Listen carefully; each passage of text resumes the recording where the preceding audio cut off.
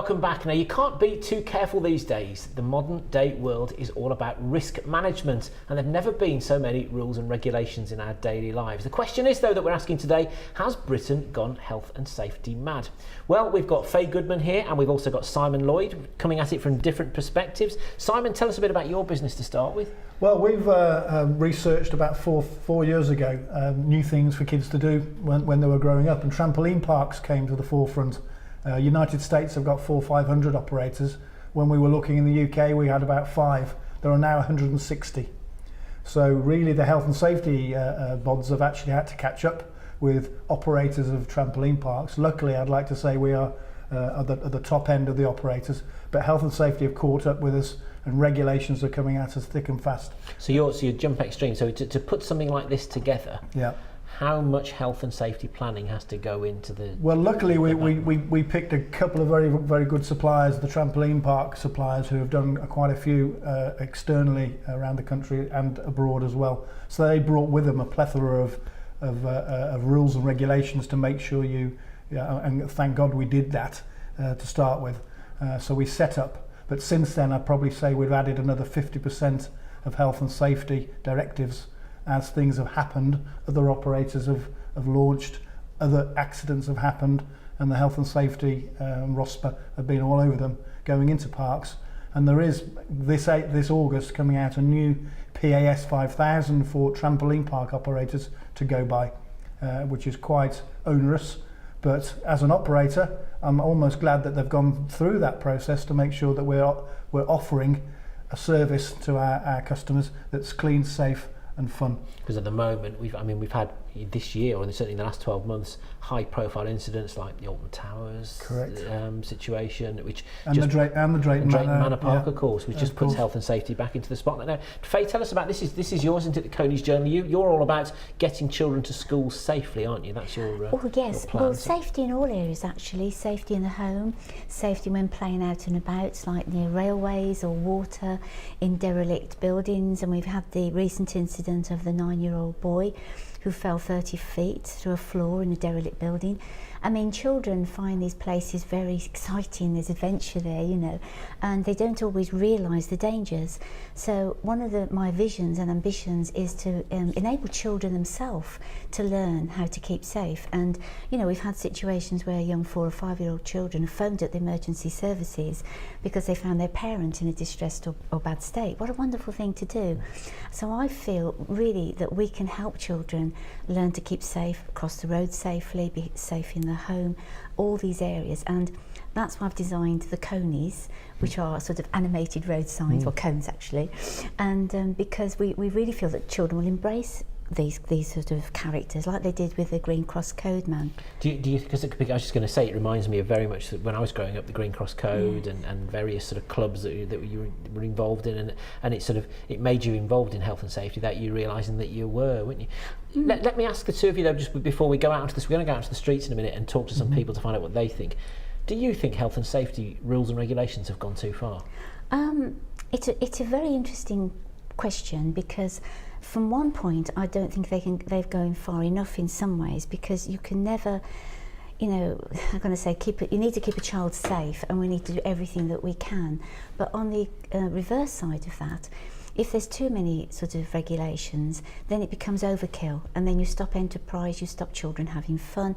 So from my perspective, I think it's all about balance. What can we do safely to arm children, adults and people to do things correctly, by the same time organisations and companies doing what they can do to keep people safe? What do you think, Simon? Essential or overkill? Yeah, I think we're in a fairly regulated and it's a commercial operation, so we're actually inviting people into our park, 130 jumpers an hour. So we have to be fairly vigilant and make sure they go through the process of making sure they know what they're doing and don't overextend their ability, which is one of the most interesting issues, which tends to apply to the fathers and more than the kids, trying to do the double backflip with a twist when they shouldn't really be doing that.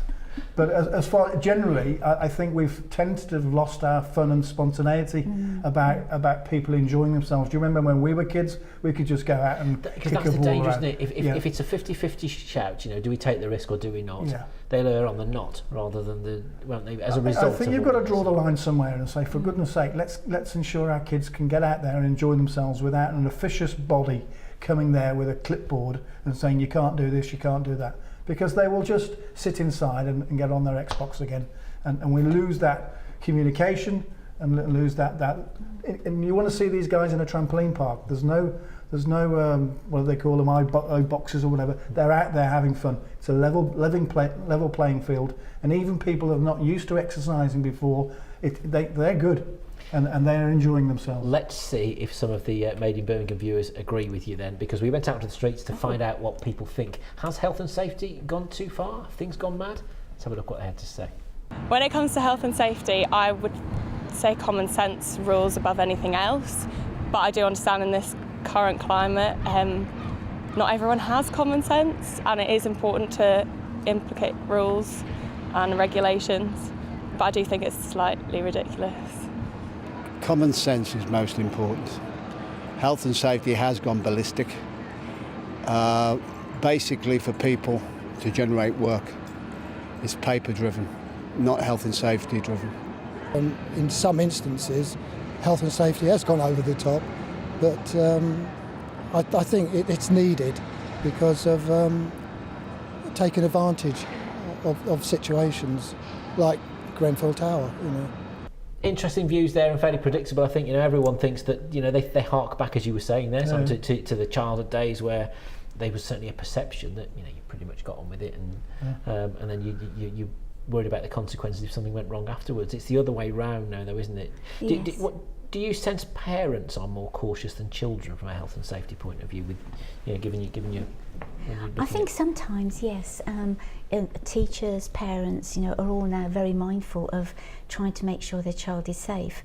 And going back to like what you said, the Green Cross Code Man, this is why I wanted to design characters that children would engage in. And the recent pilot we did with 27 schools and went over to 3,300 children had a copy of this.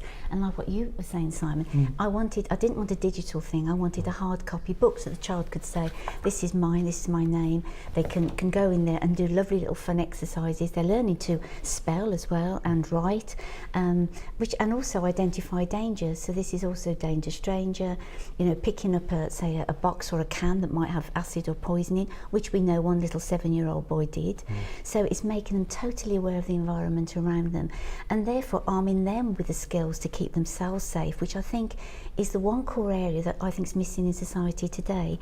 And parents can tell children things and teachers can tell children things, but they want to have fun, they want to play, which is great, but we want to make them mindful of their own safety and of other children's safety, not to let them do things like play chicken, for example, where they could compromise the dangers and find themselves being hurt really badly. How much time do you spend as a business, and so I'm looking at this whole issue of complying with rules and regulations, having to keep on top of rules and regulations? It's constant, because we have to report every week, every month to the IATP, making sure that the level of accidents or incidents that we have is minimal and we've dealt with it properly. People need to come in the park. Every time they come in, they need to watch the video, and they will not be issued with their wristband before they can get on the park until we videoed them watching the video.